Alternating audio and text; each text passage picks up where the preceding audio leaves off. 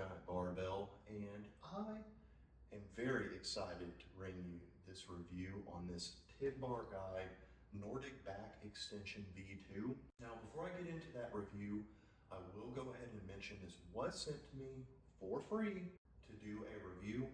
I do also want to mention to that same end that they have not made me sign any contracts, told me what to say, what not to say, unlike some companies out there do. So this will not be a review with a bunch of sizzle reels for mid lifts. This will be me beating the crap out of this thing and giving my thoughts for you to decide. Why would you want a piece like this in your home gym or really any gym? Well, whether you are a power lifter or a strongman, a physique competitor, somebody who just lifts casually, wants to be stronger just for general living, or you might be an elderly person or somebody with a disability who is just trying to get better at your activities of daily living, improve your quality of life, a piece like this can accommodate many different people and skill levels. So this piece can be used for quite a few things. The main ones that I have used it for are 45-degree hyperextensions, your Nordic curls, your hip thrusts, and then you can use it for single leg squats, Bulgarian split squats. So those are the main uses. It has some other use cases, but those are what you would use it mostly for and what I would say it's best at being used for. So it can do quite a few different things, and it is one package. I would say it's pretty compact. So just going based off some of my own measurements, the total length end to end, it's about 61 inches or so. From these handles, the widest point, it's a little bit over 29 inches or around 29 inches.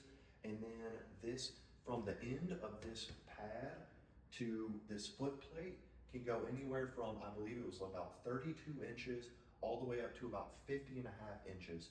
So this thing can incline from 0 degrees up to 45 degrees. Now, those are the measurements, the dimensions. This thing is coming in at right around 100 pounds per the Tib Bar Guy, and it's not that hard to move around.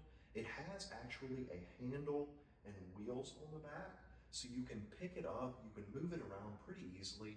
In fact, my wife, who's about 5'2", was able to move this thing and store it without too much of a problem. So it's not that heavy with the wheels and the handle, and it can store vertically. So it's pretty compact, it's not overly heavy, and it'll fit really in any space. So with that being said, let's talk about the shipping, the delivery, the assembly, and all of the parts that you have to go through before you get to put this bad boy to use.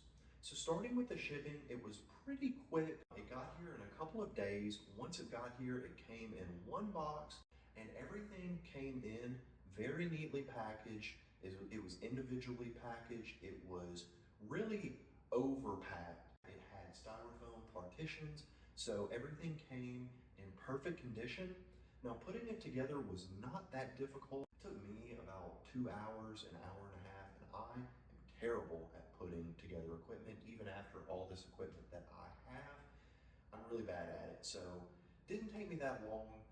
The main gripe that I had with the assembly is all of the hardware, the nuts, the bolts, all of that stuff came in one blister pack that didn't have partitions. So during shipping, the hardware got mixed all up. So some of the different lengths of bolts, they got all mixed up. So when I was looking at the directions, which, weren't overly thorough, but they were clear enough, especially by gym equipment standards, that threw me off a little bit, not knowing exactly which bolt I was looking at because they were all jumbled up. So that was really the only gripe that I had with that. Delivery, assembly, everything other than that very well, came in perfect condition. With that being said, after I was done with the assembly, I had this thing put together and ready to use. I, from the beginning, have really enjoyed using this piece. I've tested it through quite a few different avenues. Originally, I didn't understand the hip thrust mechanism for this machine, or how to effectively do them on this machine, but you actually take this piece, which I'll show you a video. You take this piece out and then you actually flip it, put it back in, and then you put the leg roller in this little tube that you had just flipped. So once you do that, it is very sturdy. For hip thrust, I have gone up to 635 pounds, no movement on it whatsoever. For Nordic curls, right now I'm sitting upper 240s, so about 247, 248 pounds at the moment. I can do Nordic curls no problem. I've actually done a Nordic curl with 45 pounds included, and it didn't move at all. And I have done 45-degree back extensions with 315 pounds loaded on a bar, and it did not move at all, which shocked me. I expected this thing to flex a little bit, feel that under that type of weighted load. It didn't move. Now in the video, it showed it a little bit moving, but I didn't feel that at all. It felt rock solid all through those movements. So as far as durability and sturdiness is concerned, this thing is an absolute winner in my book and based on my testing and experiences. Now, as far as the quality of the machine, I think it passes that with flying colors as well. The padding is nice. It's not so firm that like your knees are gonna hurt when you're doing your Nordic curls, but it also is not too soft. It's firm enough to keep its shape and, you know, not permanently deform under load. The vinyl on this machine, it's pretty grippy. It doesn't feel slick or anything like that. All of the junctions on this machine, you know, are solid. The foot plate that you use is very thick, and it also has the Tib Bar Guy laser cut out on it, which I thought was a really, really cool touch. It has your rubber feet, so it should not be sliding around while you are using it, even under heavy load. And even with my 635-pound hip thrust that I did not have to load again. It does have a short little weight horn that you can load plates onto to keep it more sturdy.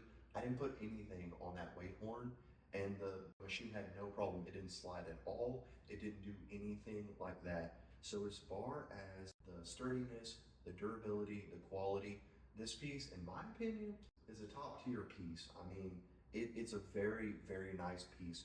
Now the adjustments are going to be done through these pop pins. It has a couple different pop pins to adjust here, just all around the machine, to raise the machine, to lengthen the pad, all of that good stuff. To put the quad roller in on each end, it has a pop pin that you will tighten or loosen when you are using it. But very easy to use, very smooth operation.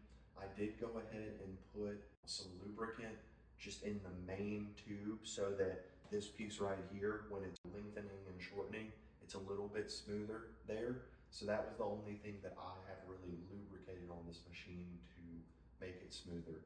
And it works perfectly now. So I've had a great experience with this piece. With that being said, not everything is perfect. And while I don't have any major gripes on this piece, I do have a few. So number one, I've already kind of mentioned the hardware that comes with it. It could be packaged a little bit better, at least maybe partition the different size bolts so that they don't all just mix together while in transit to you, so that when it gets there, it's just a whole big mix of bolts that you have to kind of decipher while putting it together.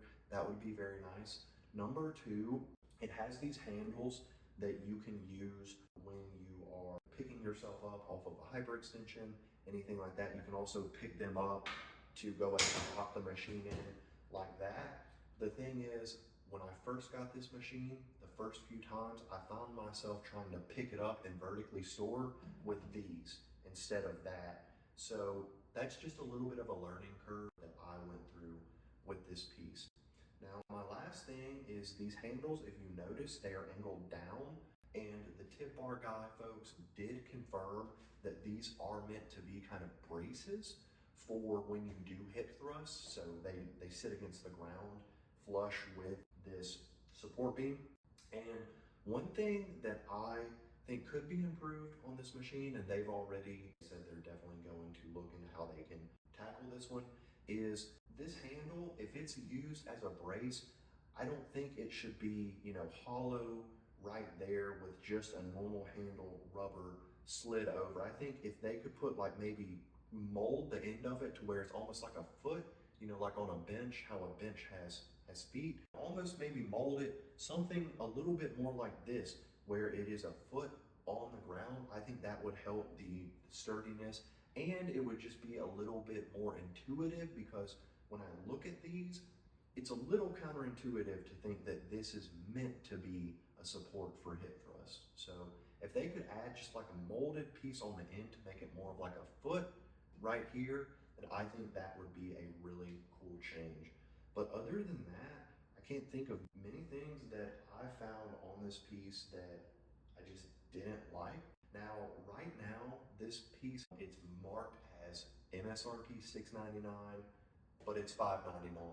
We'll see if it changes from $5.99, but even at $6.99, I would say this piece is worth it, just based on my gym equipment that I have, and I have quite a bit of it. This strikes me as, I wouldn't be mad if I paid $6.99 plus, you know, any shipping or tax that might be included for it. I mean, I think it's worth that, considering some of the other stuff that's $700 in the gym space nowadays. So those are my overall thoughts on it. If you have any questions for me that I didn't cover here, or any experiences that you would like me to share, if you are considering this piece, then just let me know. Drop them down in the comment section below, and I will be happy to answer them. But this has been Philip with the Nordic Back Extension V2. I hope y'all have a great day.